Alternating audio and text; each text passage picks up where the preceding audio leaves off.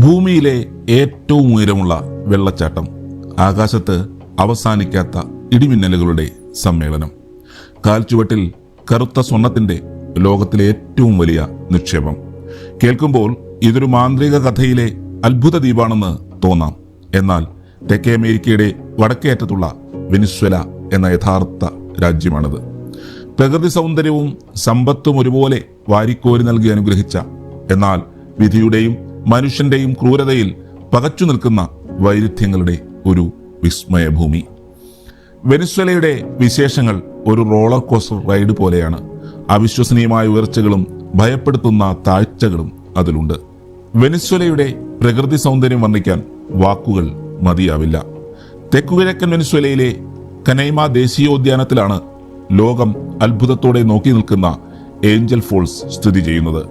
979 metre, അതായത് ഏകദേശം 1 കിലോമീറ്ററോളം ഉയരത്തിൽ നിന്ന് താഴേക്ക് പതിക്കുന്ന ഈ ജലധാരയാണ് ലോകത്തിലെ ഏറ്റവും ഉയരമുള്ള തടസ്സമില്ലാത്ത വെള്ളച്ചാട്ടം.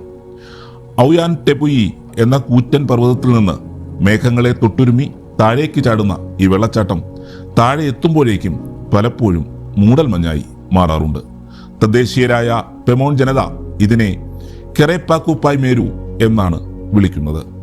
1933 ഇതിനു മുകളിലൂടെ വിമാനം പറത്തിയ ജിമ്മി ഏഞ്ചൽ എന്ന അമേരിക്കൻ വൈമാനികന്റെ പേരിൽ നിന്നാണ് ഏഞ്ചൽ ഫോൾസ് എന്ന പേര് ഈ വെള്ളച്ചാട്ടത്തിന് വന്നത്. വെനിസ്വേലയിലെ ആകാശം പോലും വിസ്മയങ്ങൾ ഒളിപ്പിച്ചു വച്ചിരിക്കുന്നു. കാറ്റാട്ടംബോ നദി മരക്കായ്ബോ തടാകത്തിൽ ചേരുന്നിടത്ത് ലോകത്ത് മറ്റൊരിടത്തും കാണാത്ത ഒരു പ്രതിഭാസമുണ്ട്: കാറ്റാട്ടംബോ മിന്നൽ. ഭൂമിയിൽ ഏറ്റവും അധികം ഇടിമിന്നൽ ഉണ്ടാകുന്ന സ്ഥലമാണിത്. വർഷത്തിൽ പകുതിയോളം ദിവസങ്ങളിൽ മണിക്കൂറുകളോളം ആകാശം നിശബ്ദമായ മിന്നൽ പിണരുകളാൽ സമ്പന്നമാകും.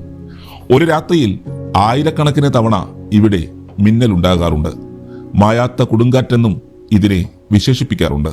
നൂറ്റാണ്ടുകളായി കപ്പലുകൾക്ക് വഴികാട്ടിയായിരുന്ന ഈ വെളിച്ചം മരാക്കായ്ബോയുടെ വിളക്കുമാടം എന്നും അറിയപ്പെടുന്നു. വെനിസ്വേല എന്ന പേരിന് പിന്നിലും ഒരു രസകരമായ ചരിത്രമുണ്ട്.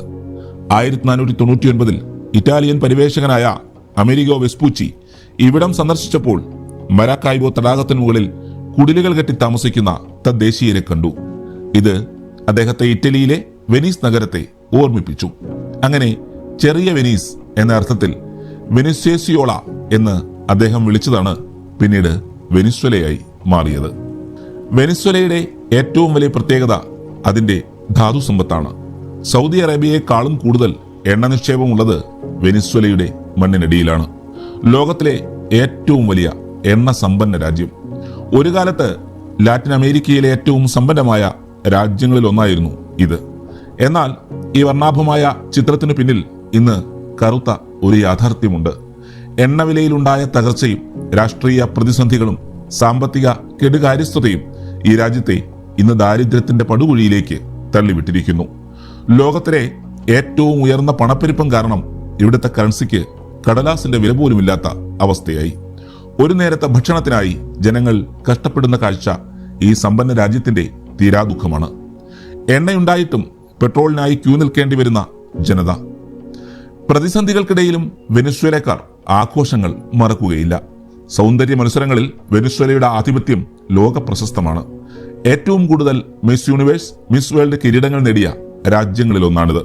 സംഗീതവും നൃത്തവും അവരുടെ രക്തത്തിൽ അലിഞ്ഞു ചേർന്നതാണ്. ചോളം കൊണ്ടുണ്ടാക്കുന്ന അരേപ്പ എന്ന വിഭവം ഇവിടുത്തെ ഭക്ഷണ സംസ്കാരത്തിന്റെ ഭാഗമാണ്. ആമസോൺ മഴക്കാടുകൾ മുതൽ ആൻഡീസ് പർവ്വതനിരകൾ വരെയും കരീബിയൻ തീരങ്ങൾ മുതൽ മരുഭൂമി വരെയും നീളുന്ന അവിശ്വസനീയമായ ജൈവ വൈവിധ്യമുള്ള നാടാണ് വെനിസ്വേല. പ്രകൃതി കരിഞ്ഞു നൽകിയ സൗന്ദര്യവും വിഭവങ്ങളും വേണ്ടുവോളം ഉണ്ടായിട്ടും മനുഷ്യൻ സൃഷ്ടിച്ച ദുരന്തങ്ങളിൽപ്പെട്ട് ഉഴലുന്ന ഒരു ജനത.